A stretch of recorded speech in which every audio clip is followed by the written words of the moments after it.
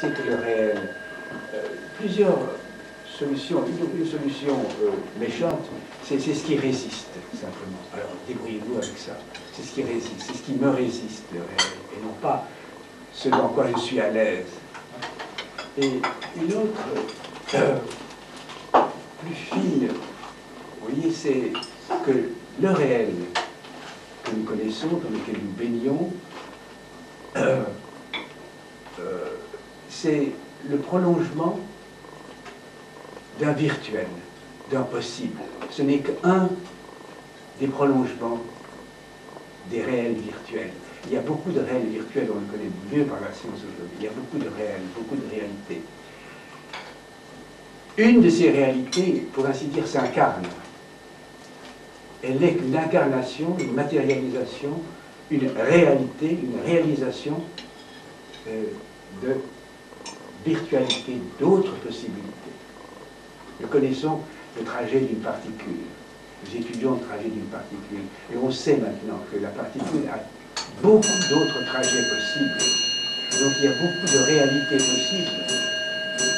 Et que les possibles, c'est ça qui forme le réel, finalement, sur lequel les possibles sont le fond sur lequel se détache un réel, le nôtre, celui que nous connaissons. Mais si nous connaissions, si d'autres réalités s'incarnaient en nous, nous verrions que nous sommes un des possibles, parmi les possibles, dont l'humain est une image virtuelle, quelque chose qui va passer à actuel, à actualiser. Vous voyez les contraires. Virtuel, c'est une chose qui est possible et qui s'actualise. Mais l'actualisation n'est jamais totale. Je ne suis jamais totalement un humain. J'ai beaucoup de réserves de virtualité humaine. On dira, vous avez des possibilités plus que celles que vous manifestez. Ça, c'est le côté psychologique. Mais d'une façon technique, vous avez des possibilités et vous êtes une de ces possibilités. Le virtuel, donc, peut, à un moment donné, faire halte. La particule peut faire halte quelque part, mais aussi faire halte ailleurs. Vous avez, par exemple, l'idée, l'image, le virtuel, le réel. Ce sont des catégories, pour ainsi dire, différentes. Oui, certainement que la coexistence de la virtualité, par exemple, et du réel, fait que le virtuel est tout le temps menacé de devenir réel, et que le réel est menacé de redevenir, de régresser, et de redevenir virtuel. Vous pouvez toujours redevenir un humain, bien que vous ayez refusé l'humain.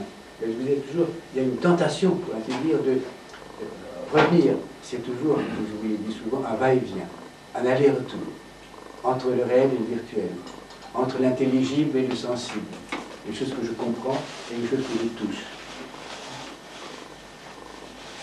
Et il y a un mouvement d'aller, et je crois que finalement, ça c'était vraiment quelque chose qui est une idée personnelle, je crois que nous tendons, la flèche, comme il y a une flèche du temps, nous tendons vers l'intelligible pur. C'est-à-dire que le monde, la réalité, ce n'est que quelque chose qui est intelligible. Et que de l'intelligible, on va vers le sensible. C'est-à-dire les choses que je peux sentir, connaître, éprouver. Et qu'il y a constamment un va-et-vient entre l'intelligible et le sensible. Et que finalement, il y a une espèce d'acceptation d'aller vers l'intelligible, c'est-à-dire une dissolution de la matière dans l'esprit. Ce qu'on nous a, ça rappelle beaucoup de choses. L'esprit devient, le verbe devient chair, l'esprit devient quelque chose de matériel.